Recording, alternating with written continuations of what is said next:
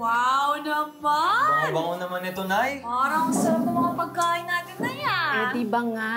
Ngayon ang dating ng Tita Lea ninyo galing Taiwan. Tapos, syempre, isasabay na rin natin ng celebration dahil natanggap na nurse ang ate mo sa Santa Teresa Hospital. Hayaan nyo, ito pangako. Pagdating ng panahon, hindi nyo nakakailanganing magtrabaho dahil ako na ang bahala sa inyong dalawa. Sinabi mo yan, Ano ha? naman, Nay? Hindi pa po ba tayo kakain, Nay? Eh, sandali na lang. Bingo naman. Antayin na natin ang Tita Lea nyo. Sabi nga, padating na siya eh. Gutom na kasi ako. Ay, sandali. Oh, ayan na. Sandali, sandali. Tita Lea nyo na siguro yan. Binsan! Ayan ko na pala. Halika, tumayo ka. Kumusta? Pasok ka! Kumusta ang biyahe? Oo, ganda ng bahay mo ah. Tita. Oo. Ba? Tangka dito ah. Uy, salamat pinsan ha. At pumayag ka na dito muna ako tumira sa inyo. Ano isipin yan? Wala namang kaso yun. Alam ko naman, hindi mo ako matitiis eh. Dahil malaki utang na loob mo sa akin. Ito na ba si Arlene? Opo, ako nga po. Ganda-ganda. Alam mo ba, nung huli kita nakita, baby ka pa. Nung pinagbubuntis ka nito ng nanay mo, nagkaroon ng komplikasyon. Walang trabaho nun ng tatay mo, kailangan kandalin sa private hospital. Kaya sa akin ang hiram ng pera. Hindi dahil sa akin, hindi ka mabubuhay. Halika na. Lumalamig ang pagkain. Kumain na. Halika na, kain na tayo. Sige lang, dito po kayo. Ito lang bang pagkain natin? Mamaya. Dadagdagan ko yan. Sige na, kumain ka na muna. Alam kong gutom na gutom ka. Sige. Rice po.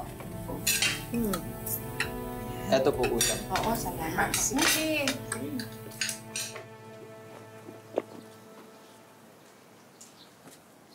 Hoy, Bax! Uy, pautang naman ng Cutix, oh. Tsaka sabay mo na rin ng Kojix, oh. Leia, sobrang haba na ng listahan mo dito. Hindi ka na pwedeng umutang.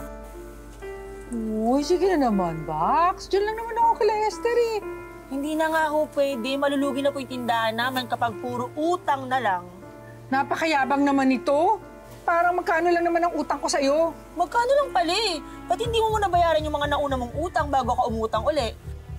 Tita Lea, ano nangyayari? Ba't kayo nag-aaway? Paano kasi yung tita mo? Simula na pumunta dito, wala nang ginawa kundi mangutang na mangutang sa tindahan namin. Saksak mo sa baga mo, yung tinda mo. Arlene, bayaran mo nga itong pangit na to para manahimik.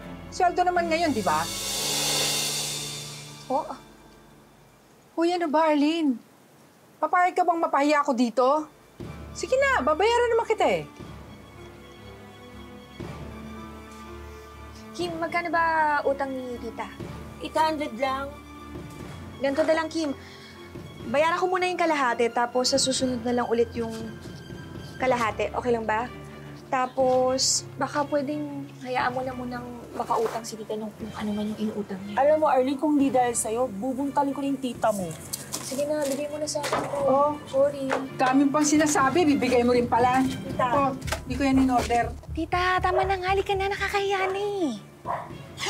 Masyado kasing mayabang eh. Akala mo kung sino magsalita. Akala mo kanya tong barangay. Grabe. Tita, ikaw yung may utang sa tindahan, kaya natural lang yung reaksyon niya.